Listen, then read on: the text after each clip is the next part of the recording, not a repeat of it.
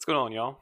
It's Matt from Amid the Pines Books, and today I'm bringing y'all a review of Fyodor Dostoevsky's Devils or Demons, depending on which translation you got. And yeah, I just wanted to kind of cover some of the aspects of translation, narration style, plot, and general kind of themes and lessons that are talked about in the book. There's not too many reviews on YouTube floating around about this particular book, but I found this to be one of my personal favorite Dostoevsky books that I've read thus far. So, first things first, let's talk about the translation I used.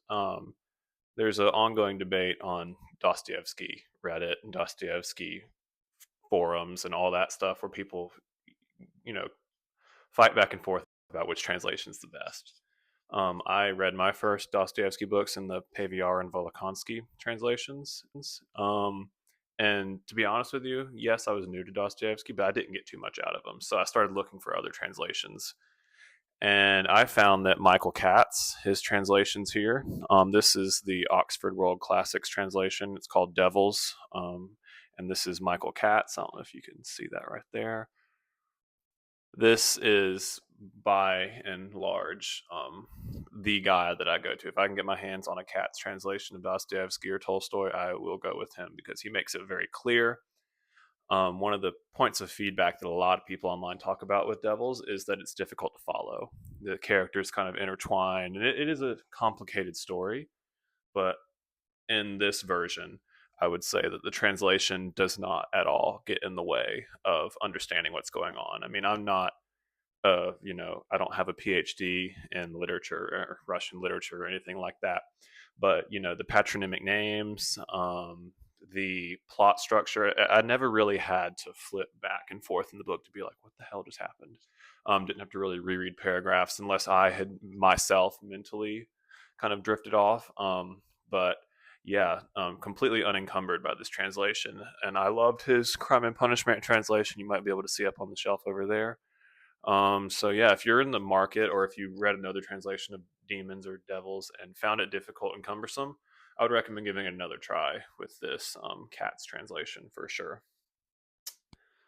So, what is the setting around which this book is based? So, this is set in, I think, early 1870s, 1871, maybe is when Dostoevsky published it. I could be mistaken there. But so, what was going on in Russia at this time? The serfs had been emancipated, I believe, in 1869. Don't quote me on that. But the late 1860s was when the serfs were emancipated. So a lot of things in the world, we had slavery in the American South was emancipated in that time. There's a general wave moving through much of the Western world at that time. You could debate whether or not Russia is the West, but Petersburg definitely considered itself as such by and large. But so that had recently happened. There was a very liberal wave sweeping Russia at that time. So things like French intellectuals, and writings from those intellectuals, a lot of the young, up and coming, aspiring elites in Russia at this time were really, really hooked by these like French, Western European Enlightenment liberalism values. So things like workers' rights. If you'll know, there's this fellow named Karl Marx that kind of got his ball rolling around this time with very, very successful or disastrous effects in Russia, depending on your current political leaning.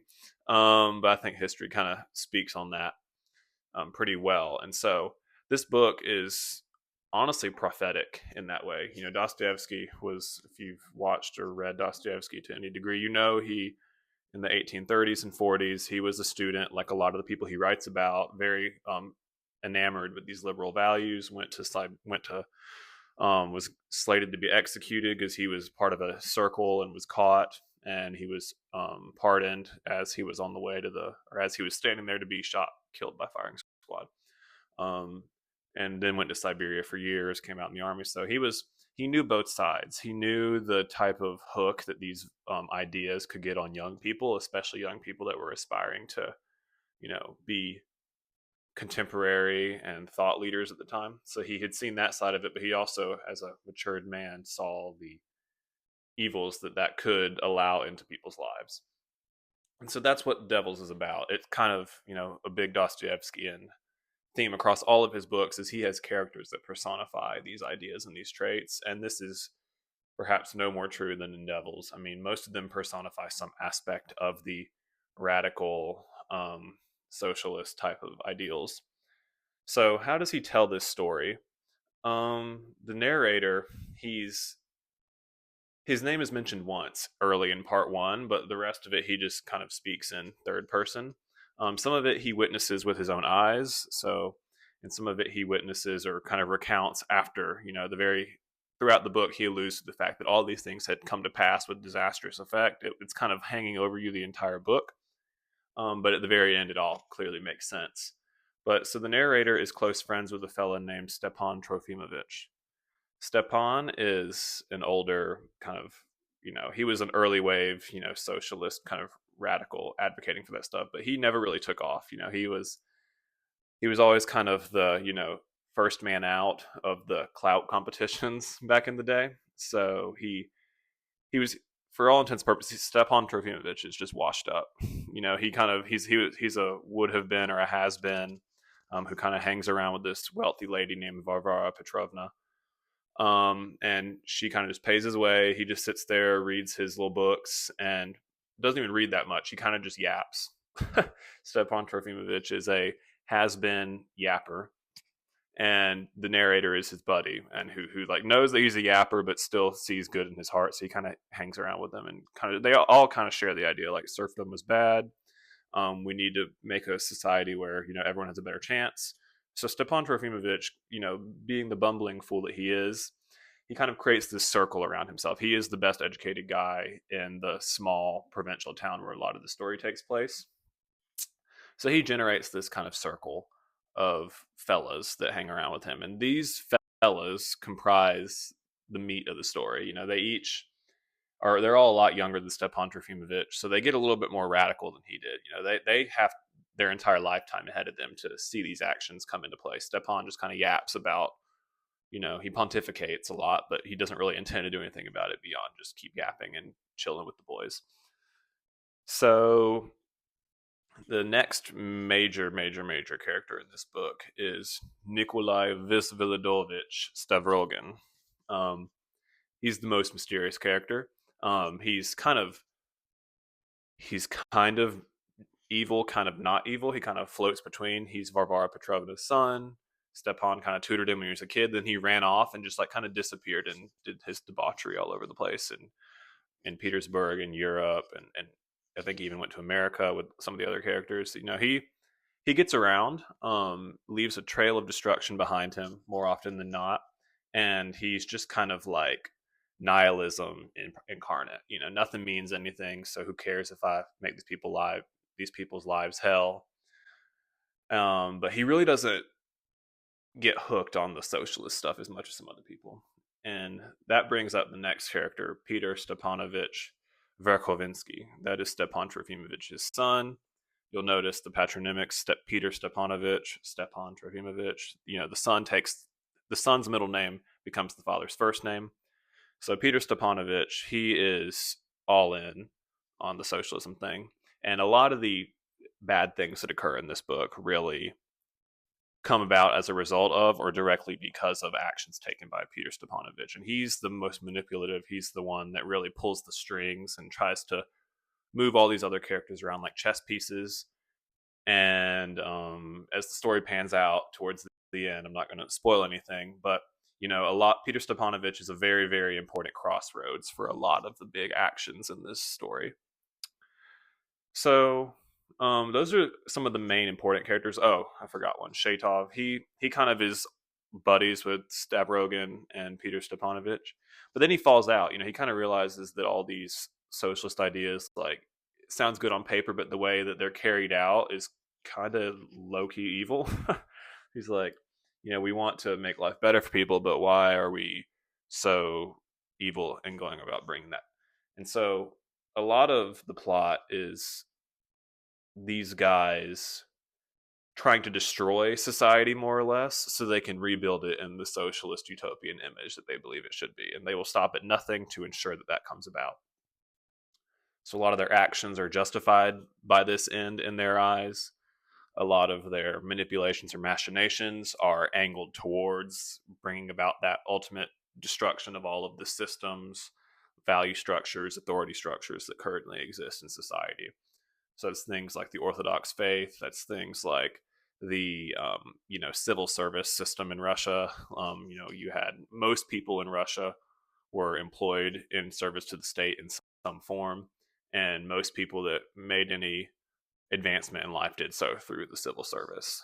By becoming like a counselor general or something, which would be like probably equivalent to in America what we have is like mayors or like city councilmen and stuff like that. So they were trying to dismantle all of that, discredit everybody, just destroy the credibility of any institution you can, mock, put down, just really just kind of nastiness. And you'll see it play out through the book. So, again, the biggest thing that I'll see a lot of people online talk about with Devils is how difficult it is. Now, this is one of those stories with, you know, the narrator knows how the story ends, and he starts, ever how many years in the past to explain the backgrounds of certain people. Then he skips forward many years, and then the main action of the book, I'd say probably 400 of the 750 pages or so in this version of the book. 400 of those 750 pages takes place within about a month's time. So that's the main action. And as the story progresses, you start to really, things start to click and you start to get ideas about how it's going to end. And then when you're about page 600, you kind of know how it's going to end, but still seeing it pan out, there's like every Dostoevsky book, there's slow parts, but I'd say the last, 200 pages of this book are like a dead sprint. It's 2 days of time in this period. This is where a lot of the action, a lot of the things that make you want to stare out the window and just debate the meaning of life, a lot of that happens in those last 200 pages of the book. So if you are reading this book and find a lull towards the middle or so, I would say push through, because it definitely gets really good towards the end. But is it difficult? If you take your time and pay attention to what's being said and get a good translation that really aids and promotes comprehension, I would say it's not that difficult, personally. It's no more difficult than, let's say, a Lord of the Rings or a Steinbeck. It's pretty easy to follow. If you just kind of let the story play out and don't try and like predict, you'll really get a lot out of this book. So, final impressions on this book for me, I think that at the end of the book, I kind of just, again, like I said earlier, I just wanted to stare out the window and be like, damn, that's it. Just damn.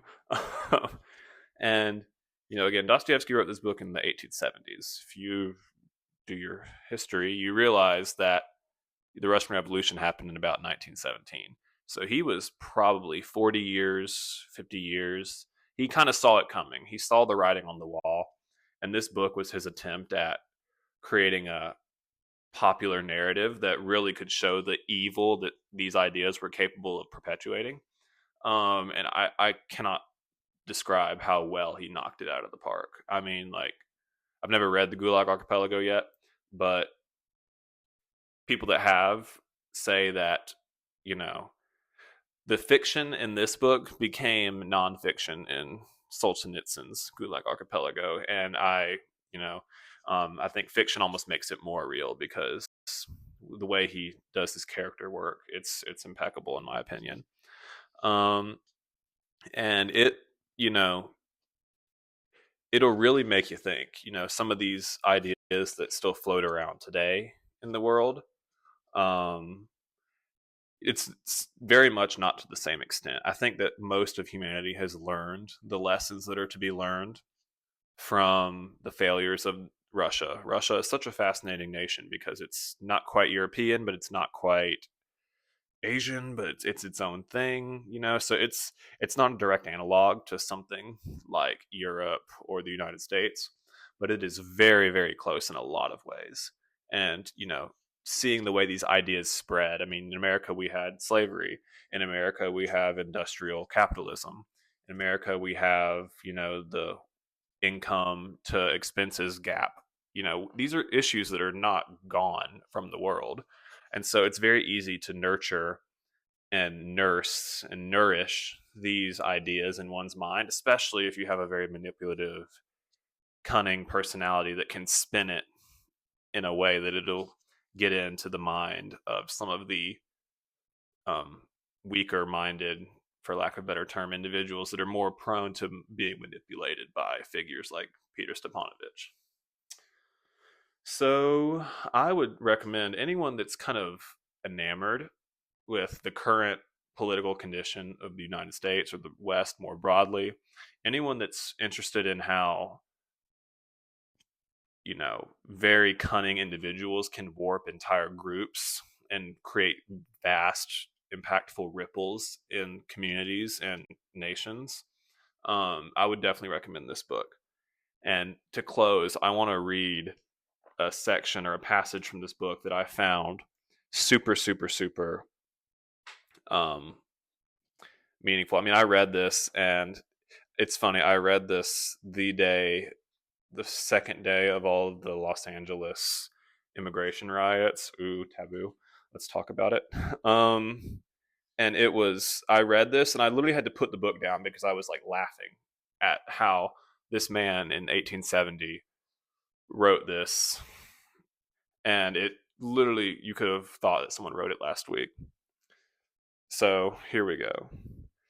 I've already alluded to the fact that all sorts of lower class types had made their appearance among us. In troubled times of upheaval or transition, various lower class elements always turn up everywhere. I'm not talking about the so called progressive people, always in a rush, that is their main concern, but often with an absurd, more or less defined aim. No, I'm talking only about the scum. This scum, which exists in every society and rises to the surface during any transitional period, lacking not only a purpose, but any sign of rational activity, merely expresses unrest and impatience with all its might. Meanwhile, without even knowing it, this scum almost always falls under the control of a small group of progressives acting with definite aims. This group directs the scum wherever it likes, so long as the group isn't composed of complete idiots, which, however, is sometimes the case. In our town, it's said, now that everything is over, that Peter Stepanovich was controlled by the Internationale, Yulia Mikhailovna by Peter Stepanovich, and that she, in turn, under his command, controlled the scum. The soundest intellects among us are now surprised at themselves. How could they have been so stupid at the time?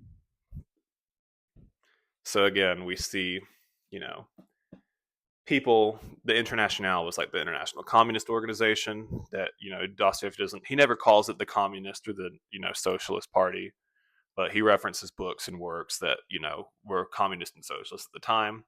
And the Internationale is like kind of the puppet master pulling these people all over the place in different nations. So Peter Stepanovich was taking his orders from them, and he was manipulating several more impactful people in the communities who were just directing, the chaos makers and giving them venues at which to create their chaos and make their scenes and give their speeches and, really espouse the principles. So yeah, that's my summary review breakdown of Devils by Fyodor Dostoevsky. I think the underlying theme of this book, there's several, but one is, if you look at it with um, if you look at this book as Stepan Trofimovich being the main character, it's apparent that his, kind of bluffing and pretending he was somebody he was not when he was younger and into his 50s and 60s when he had actual influence, his lying and bluffing kind of brought up his son and his, the people in the town. It kind of planted the seeds that would turn into these monstrous growths that, Stepan Trofimovich, he just wanted clout. He just wanted to seem, eccentric. But these people that he kind of influenced, they took it very seriously. So it's kind of a warning against espousing ideas and teaching things that you don't really understand the consequences of. And number two, it's kind of the book is a warning against people that it's a warning against being wary of people that are very cunning and manipulative. And if you realize that a lot of kind of iffy occurrences flow through or around or are perpetuated by one or two people, it's a warning to just, maybe examine their motives, maybe look at the fruit of their actions rather than what they're saying they're trying to do. So yeah, that's all. I really appreciate everyone taking the time to watch this. I would absolutely recommend you read this book. Even if you think it's hard, just give it a shot. Even if you do not finish it, I DNF books all the time, and come back to them later, and I find them very impactful. So 100% would recommend you pick up this book. Don't be intimidated by it. Alrighty, that is all. Thank you for watching and listening. Give this video a like and a subscribe, because after I put all the edits in here, it's probably going to take me 4 times as long as it took to record this as it then that it will to edit it. So every little bit goes a long way, and I really appreciate all the support and feedback. Thank you all. Have a good day, and I will see y'all next time.